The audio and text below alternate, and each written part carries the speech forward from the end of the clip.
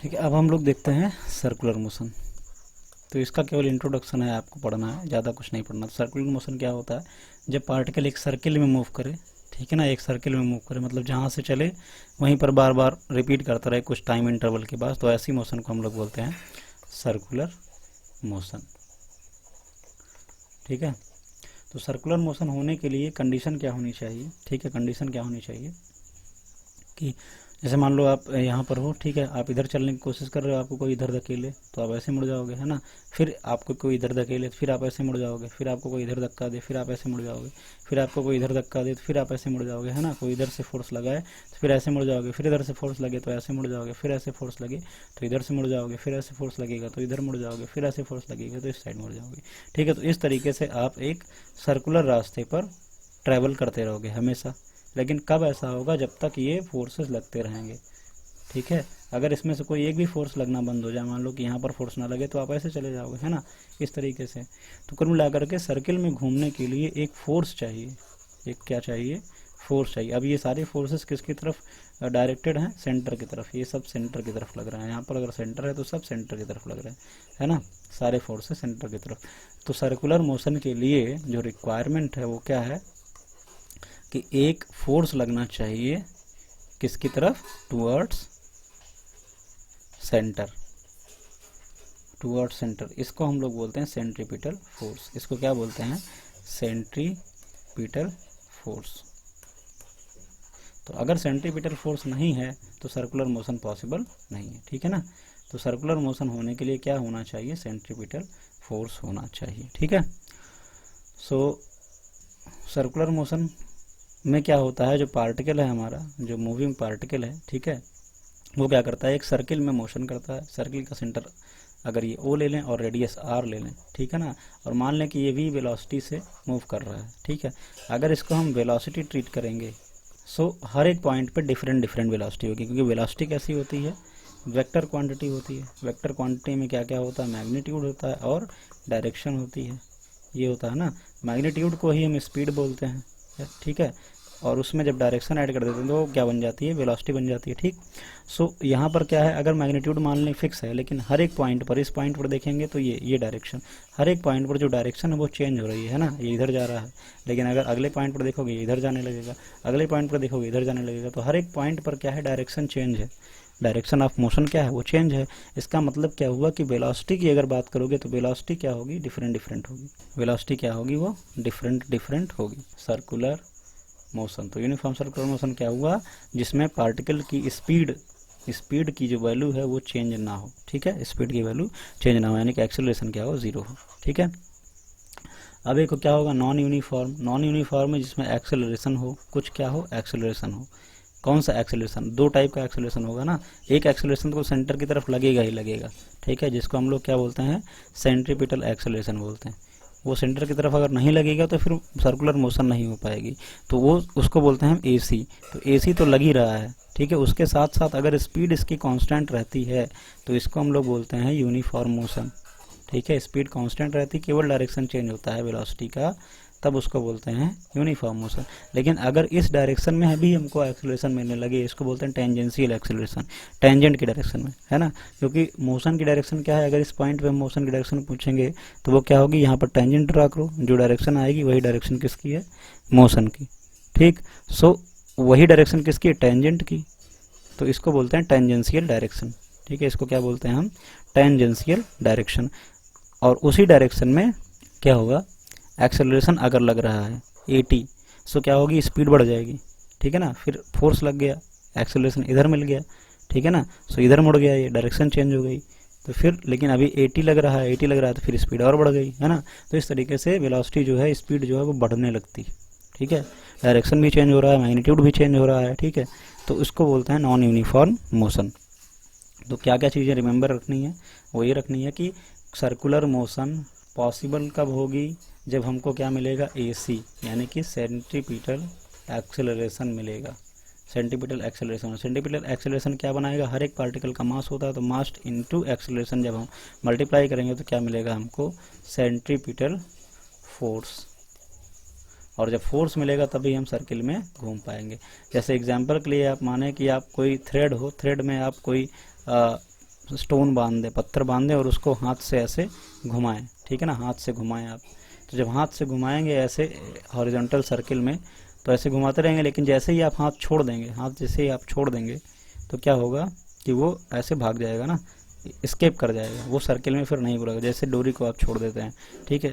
जरा यहाँ से समझिए कि इस तरीके से अरेंजमेंट है, आपने स्टोन को क्या किया हुआ है, हाथ से पकड़ रखा है, ठीक है, और घुमा रहे हैं, ये इधर घूम रहा है, लेकिन जैसे ही आप छोड़ देते हैं, ठीक है, थ्रेड को जैसे ही छोड़ देते हैं तो क्या होगा, ये स्टोन ऐसे भाग जाएगा इस डायरेक्शन में। क्यों चला जाए, क्योंकि अब उसको यहाँ से कोई फोर्स नहीं मिल रहा। आप जब पकड़े थे तो आपको इधर खींच रहे थे उसको, ठीक है, तो हर जगह पे उसको आप इधर खींच रहे थे। इस जहाँ जब यहाँ पर था तब भी हाथ से जो टेंशन मिल रहा था ना थ्रेड में, इसको इधर खींच रहा था, इसको इधर खींच रहा था, इसको इधर खींच रहा था, इसको इधर खींच रहा था, तो आप हाथ से वो फोर्स प्रोवाइड कर रहे थे। कौन सा फोर्स? सेंट्रीपिटल फोर्स प्रोवाइड कर रहे थे, ठीक है। तो वो इस सर्किल में घूम पा रहा था, लेकिन जैसे ही आपने हाथ छोड़ दिया तो वो डोरी के साथ साथ इस डायरेक्शन में, जिस डायरेक्शन में वो जिस पॉइंट पर है उसकी टेंजेंट की डायरेक्शन में चला जाएगा, ठीक है। तो सर्कुलर मोशन होने के लिए क्या रिक्वायर्ड है? सेंट्रीपिटल फोर्स, सेंटर की तरफ एक फोर्स रिक्वायर्ड है। और सेंटर की तरफ फोर्स कब मिलेगा? जब हमको एक्सेलरेशन मिले सेंटर की तरफ, क्योंकि मास तो होता ही है पार्टिकल में, तो मास और एक्सेलरेशन मिला करके क्या हो जाएगा? फोर्स, ठीक है। तो एक्सेलरेशन रिक्वायर्ड है, ठीक। वो एक्सेलरेशन को क्या बोलते हैं हम? Centripetal acceleration. तो अगर वेलोसिटी v हो, ठीक है, और सर्कुलर ट्रैक की रेडियस r हो, तो सेंट्रीपिटल एक्सेलरेशन ac होता है v²/r। ये फार्मूला याद रखें, ठीक है। डेरिवेशन वगैरह जो है वो 11th के कोर्स में आपको पढ़ना है, अभी बस केवल आपको इंट्रोडक्शन है, तो इंट्रोडक्शन में इतना जान लें कि क्या क्या होता है, ठीक है। तो ये एक्सेलरेशन क्या होता है? v²/r। अगर वेलोसिटी क्या है या स्पीड जो है वो v हो और इसकी रेडियस, जिस रास्ते पे वो चल रहा है, जिस सर्किल पे घूम रहा है, उसकी रेडियस r हो, तो एक्सेलरेशन क्या होगा? सेंट्रीपिटल v²/r, ठीक है। अब अगर फोर्स की बात करें, सेंट्रीपिटल फोर्स वो क्या होगा? तो मास का मल्टीप्लाई कर देना, m इंटू ए सी। अगर पार्टिकल का मास m है तो क्या हो जाएगा? m इंटू v²/r, ये हो जाएगा, ठीक। अब अगर कोई एथलीट का क्वेश्चन हो, एथलीट मतलब क्या होता है कि वो जो ट्रैक पे दौड़ते हैं ना, जो धावक होता है उसको एथलीट बोलते हैं। ऐसे दौड़ने वाला रास्ता भी तो ऐसे ही होता है, वो भी सर्कुलर होता है।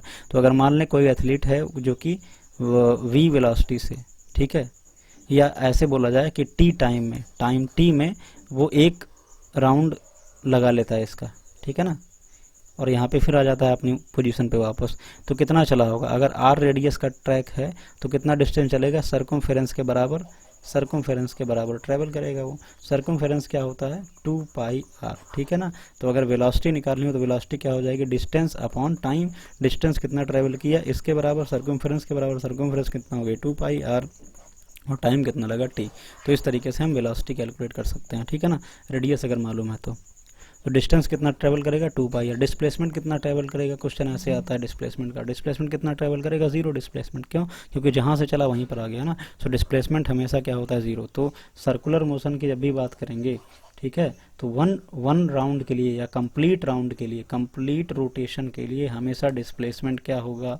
डिस्प्लेसमेंट जीरो होगा, ठीक है। हाफ रोटेशन के लिए डिस्प्लेसमेंट होगा कितना होगा? आप यहाँ पर देखो कि हाफ रोटेशन अगर कंप्लीट करता है, यहाँ से चलते हो और ऐसे घूम करके हाफ रोटेशन, तो इनिशियल पॉइंट ये, फाइनल पॉइंट ये, इसके बीच का गैप क्या होगा? r और r, 2r। तो ये क्या हो जाएगा? डिस्प्लेसमेंट, ठीक है। तो इस हिसाब से आप देख सकते हो कि कितना डिस्प्लेसमेंट होगा। अगर ऐसे हो गया यहाँ पर, ठीक है, 3/4 रोटेशन ऐसे, तो क्या होगा? अब ये जो डिस्टेंस है ये होगा डिस्प्लेसमेंट। तो ये कैसे कैलकुलेट करेंगे? ये r और ये r, तो ये क्या हो जाएगा? √r² प्लस r², यानी कि √2r²। सो क्या बनेगा? r√2, ठीक है। तो ये हो जाएगा डिस्प्लेसमेंट। तो इस तरीके से डिस्टेंस, डिस्प्लेसमेंट, वेलोसिटी, ठीक है ना, ये सारी चीज़ें कैलकुलेट करने के लिए आपकी क्लास 9th के लेवल में आएगी। आपको सेंट्रीपिटल फोर्स कैलकुलेट करने के लिए नहीं आएगा, ठीक है। आपको एक्सेलरेशन कैलकुलेट करने के लिए नहीं आएगा। आपको केवल जानकारी होनी चाहिए, इसलिए मैंने बता दिया। तो कितने टाइप की सर्कुलर मोशन हो गई? 2 टाइप की, एक यूनिफॉर्म सर्कुलर मोशन और एक non uniform circular motion. Uniform में क्या होगा कि टेंजेंशियल वेलोसिटी कांस्टेंट होगी, टेंजेंशियल स्पीड जो है या टेंजेंशियल एक्सेलरेशन जो है वो क्या होगा? जीरो होगा। टेंजेंट की डायरेक्शन में कोई एक्सेलरेशन नहीं मिलेगा। इस डायरेक्शन में एक्सेलरेशन केवल किधर होगा? इधर सेंटर की तरफ में, ओनली सेंट्रीपिटल एक्सेलरेशन यहाँ पर होगा, ठीक है ना। और वेलोसिटी भी होगी। वेलोसिटी कैसी होगी? स्पीड कांस्टेंट होगी, ठीक है ना, डायरेक्शन हमेशा चेंज होती रहेगी। नॉन यूनिफॉर्म क्या होगा, नॉन यूनिफॉर्म मोशन में इस डायरेक्शन में भी हमको एक्सेलरेशन मिलने लगेगा, तो वेलोसिटी क्या करेगी, बढ़ने लगेगी, मैग्नीट्यूड बढ़ने लगेगा उसका। So tangential acceleration not equal to zero, zero नहीं होता है, कुछ की उसकी कुछ वैल्यू होती है, ठीक है। सो दो टाइप के एक्सेलरेशन होते हैं, एक ए सी और एक ए टी, ठीक है, एक इस डायरेक्शन में लगता है, एक इस डायरेक्शन में लगता है। तो अगर नेट एक्सेलरेशन की बात करेंगे, नेट एक्सेलरेशन की बात करेंगे कि नेट एक्सेलरेशन क्या है, तो net acceleration a is equal to क्या होगा, under root a c square plus a t square. So ये नेट एक्सेलरेशन होता है नॉन यूनिफॉर्म सर्कुलर मोशन में। फिलहाल आपको वो नहीं पढ़ना है, ठीक है, ये ऐसे जानकारी के लिए मैंने बता दिया। और क्या बताया मैंने कि सेंट्रीपिटल फोर्स क्या होता है, M V square upon R. ये वी स्क्वायर अपॉन आर क्या है, ये एक्सेलरेशन है सेंटर की तरफ लगने वाला, V square upon R. V क्या है, वेलोसिटी पार्टिकल की, आर क्या है, रेडियस ऑफ सर्कुलर ट्रैक, ठीक है। सो ये है यूनिफॉर्म मोशन के बारे में थोड़ा सा इंट्रोडक्शन, ठीक है, जितना आपको मालूम होना चाहिए।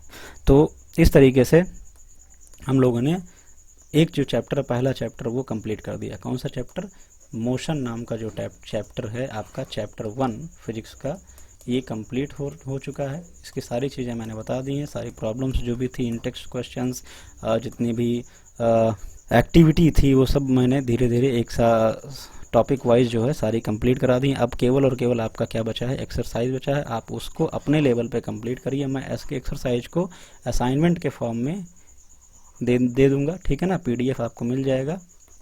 आप उस पीडीएफ में एक्सरसाइज के सारे क्वेश्चन जितने गिवन हैं वो सब ट्राई करें, जितना आपसे लगता है ठीक है, ठीक है, जितना नहीं लगता है नीचे कमेंट करें, हम उसको अगली वीडियो में उसका डिस्कशन पूरा का पूरा करेंगे, ठीक है। उसके बाद हम लोग नेक्स्ट चैप्टर स्टार्ट करेंगे। तो एक चैप्टर हम लोगों का कंप्लीट हो चुका है, ठीक है, ओके।